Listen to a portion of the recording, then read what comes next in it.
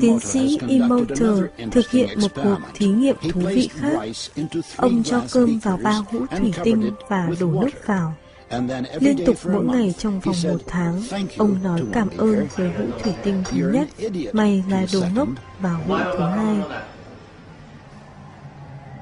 Và hũ thứ 3, ông hoàn toàn không làm gì cả.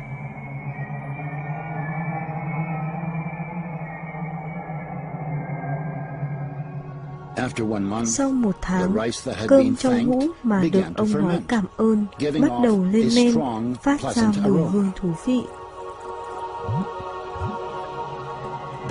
Cơm trong hũ thứ 2 chuyển sang đen.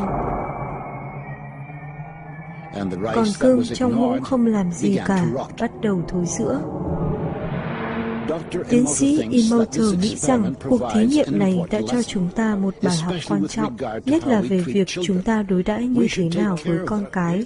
Chúng ta phải chăm lo cho chúng, quan tâm đến chúng và trò chuyện với chúng. Còn nếu ngược lại thì sẽ làm hại chúng.